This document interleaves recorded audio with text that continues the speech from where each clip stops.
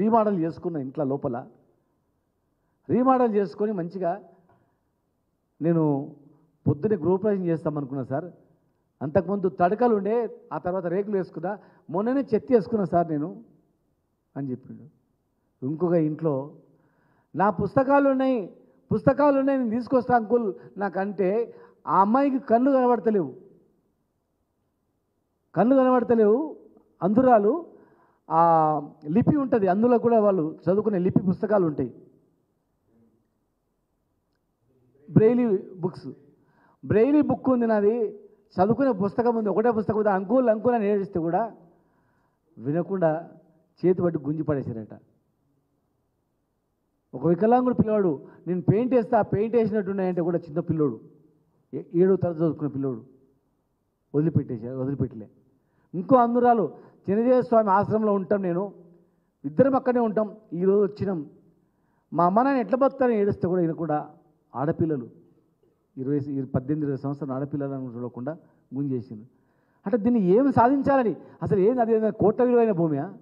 అసలు మీరు ఇచ్చిన పట్టాలు నిజమైనవే కాదనుకుంటే ఈ పట్టాలను వెరిఫై చేయండి.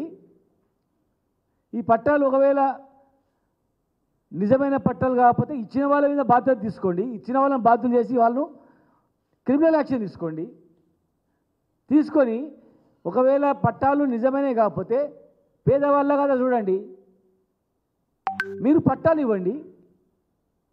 కావాలంటే ఇందిరమ్మ కాలనీ అని పేరు పెట్టండి, ఇందిరమ్మ ఇండ్లని ఇవ్వండి, ఇందిరమ్మ ఫోటో పెట్టండి, అభ్యంతరం లేదు. ఇది కోట్ల విలువైన భూమి కాదు, కబ్జా చేసింది కాదు, చెరువులు లేవు, కుంటలు లేవు, నాలాలు లేవు. మీ ప్రతాపం అంతా కూడా కళ్ళు లేని వాళ్ళపైన ఇంతమంది పోలీసా? విచిత్రం ఉంది. 400 మంది పోలీసు పోయినరంటే అందుల కాలనీకి, వాళ్ళకి మీరు పోలీసు వాళ్ళని కూడా తెలియదు, ఏం జరుగుతుందని తెలియదు. గుంజి ఈడ్చి పడేస్తుంటే వాళ్ళు భయపడుతున్నారు, అసలు ఏమవుతుందని. మా దగ్గర పైసలు లేవు సార్, మా దగ్గర ఏం లేవు సార్, దొంగలు అనుకున్నారంట వాళ్ళు. మా దగ్గర డబ్బులు లేవు సార్, మేము పేదోళ్ళం సార్, తీసుకపోండి సార్ ఏమైనా ఉంటే అని చెప్పి అరుస్తున్నట్టు వాళ్ళు. అందులో కాలనీలో మీరు ఒక్కరు పోయి కూల్చి అడిగేటోళ్ళు లేడా? మీరు 100 మంది పోలీసులు పోయి భయాకర పరిస్థితి పెట్టి, హైదరాబాద్లో పెద్దోళ్ళకేమో 30 రోజుల నోటీసులు ఇస్తారు. చెరువులలో కుంటలలో కడితే చెరువు పక్కనే నీళ్ళ పక్కనే కనపడుతుంటాయి. చెరువు పక్కనే నీళ్ళ పక్కనే నీళ్ళ కానుకొని ఇల్లు కట్టిన వాళ్ళకేమో 30 రోజుల సంజాసి నోటీస్ ఇస్తారు, 30 రోజులలో మీరు ఇవ్వాలని. కానీ వికలాంగులు, అందులు, పేదవాళ్ళు, అందులో అందరు ఎస్టీలు ఉన్నారు, పేదవాళ్ళకేమో వితౌట్ నోటీస్ ఇవ్వమని చట్టంలో ఎక్కడ ఉందని అడుగుతా ఉన్నాం మేము. నోటీస్ లేకుండా కూల్చమని ఎక్కడైనా ఉందా? పెద్దవాళ్లకు నోటీసులు ఇస్తారు, ముందే సమాచారం ఇస్తారు, కోర్టుకు వెళ్ళడానికి అవకాశం ఇస్తారు. పేదవాళ్ళకు మీరు ఇచ్చిన పట్టాల్లో వాళ్ళు కష్టపడిన సొమ్ముతో వాళ్ళ వికలాంగుల పెన్షన్తో ఇల్లు కట్టుకుంటే అందులో అన్ని వర్గాల వాళ్ళు ఉన్నారు, బీసీలు, ఓసీలు, ఎస్సీలు, ఎస్టీలు, పేదవాళ్ళు మొత్తం వికలాంగులు మొత్తం ఉన్నారు. వాళ్ళకు కులం లేదు, మతం లేదు, మైనార్టీలు అందరూ ఉన్నారు. సమాజంలో సరైనటువంటి గౌరవం లేదు వాళ్ళకు పాపం. అందుకే మనం అందరం ఒకటే దగ్గర ఉందని ఒకటే దగ్గర ఉన్నారు వాళ్ళు. ప్రపంచంలో చాలా దేశాల్లో అలాంటి వాళ్ళ పట్ల ప్రేమ చూపించి ఫ్రీగా అన్నీ కట్టిస్తారు, కాలనీలు కట్టిస్తారు. మేము కూడా అందుకే వాళ్ళు ఒకరి మీద ఆధారపడి బతకొద్దు, స్వతంత్రంగా బతకాలి అని చెప్పి 4000 పెన్షన్ చేసింది. అందుకే కేసీఆర్ గారు మీరు 6000 చేస్తామన్నారు, 6000 చేసేది లేదు. ఉన్న ఇండ్లు కట్టుకొని ఆ పెన్షన్తో కట్టిన ఇండ్లను గులగొట్టడం అనేది అసలు ఏమనిపించట్లేదా? మళ్ళీ రేపు వస్తాం, మిగిలిన ఇల్లు గులగొడతాం. మొత్తం అది ఎంత ఉందండి? టోటల్గా ఉండేది ఒక 3-4 ఎకరాలు ఉండదు. 3-4 ఎకరాల్లో ఇండ్లు కట్టుకున్న 50%, మధ్యలో మామూలు కట్టుకున్నారు. వీళ్ళు మామూలుగా కట్టుకున్న వాళ్ళందరూ గులగొట్టేసిండ్రు, చెత్త వేసిన వాళ్ళు గులగొట్టేసిండ్రు. మిగతా వాళ్ళే రేపు వచ్చి గులగొడతామన్నారంట.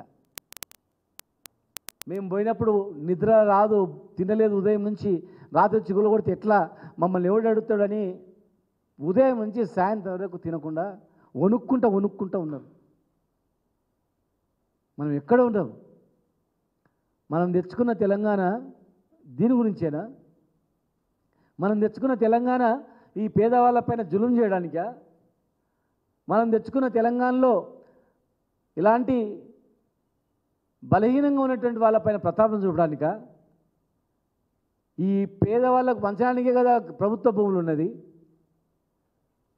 వాళ్ళు బట్టలు చీరలు సరిగా లేవు, జాకెట్లు సరిగా లేవు, చినిగిపోయిన జాకెట్లతో చినిగిపోయిన చీరలతో 3-4 ఫీట్లు ఉన్నారు కొంతమంది.